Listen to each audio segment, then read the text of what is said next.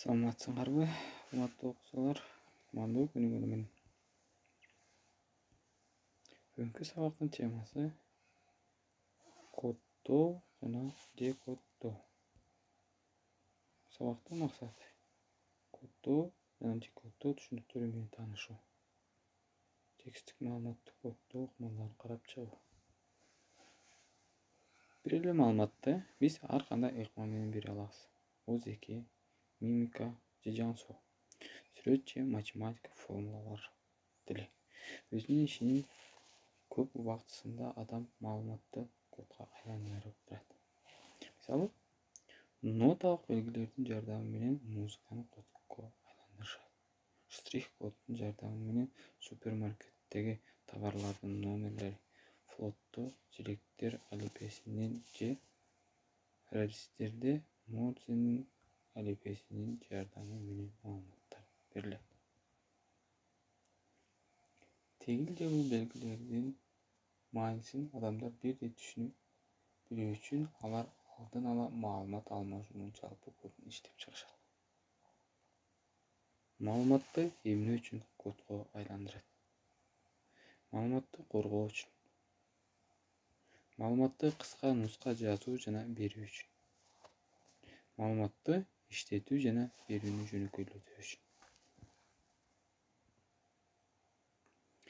Киргизилип жаткан маалыматты компьютер таанып билүү үчүн аны компьютердик тил, машинанын кодуна айландырат. Аныктама. Машиналык экилик код бул ар бир цифрасы бир бит маанини камтыган нөлдөрдүн жана бирлердин удаалаштыгы. Код бул маалыматты көрсөтүү жана берүү үчүн шарттуу белгилердин жана эрежелердин системасы. Коддоо. Кодго айландыруу бул берилген коддун жардамы менен маалыматты чагылдыруу. Маалыматты чагылдыруунун бир ыкмасынан башка сактоого, иштетүүгө жана берүүгө ыңгайлуу болгон ыкмасына өтүү.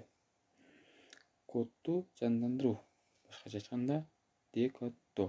Бул коддун жардамы менен маалыматты чечмелөө, анын баштапкы формасын калыбына келтирүү.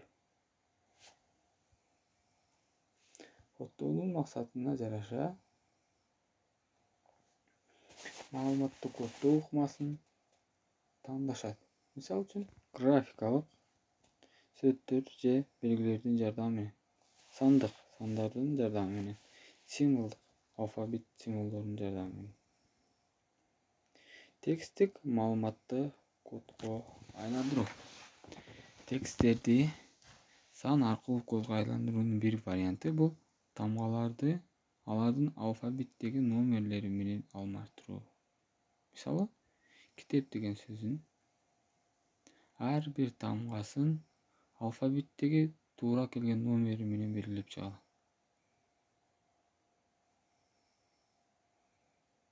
Бардык текст символдордун удайлаштыгынан турат. Символдор болуп тамгалар, цифралар, тыныш белгилер, математикалык амалдардын белгилери, квадраттык жана тегерек каршылар жана башкалар болушу мүмкүн. Символдор жана ага туура келген тиешелүү коддор коддоо системасы деп аталат. Санды маалыматты коддоо. Компьютерлер экилик эсептөө системасын демек маалыматты сактоонун да экилик системасын колдонушат. Андыктан каалагандай санды нөлдөрдүн жана бирлердин удаалаштыгы катарында көрсөтүүгө болот. Белгилүү сандагы бит маалыматтын удаалаштыгы. Эсиңердеби, экилик системанын бир разряды бул бир бит. 16 эсептөө системасынын ар бир цифрасына 4 экилик цифра туура келет.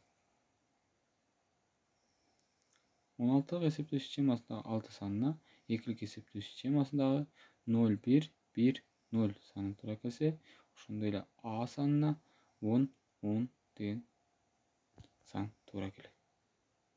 Демек, 16 системасынын эки разряды бул 1 байт. Башкача айтканда 8 битке барабар.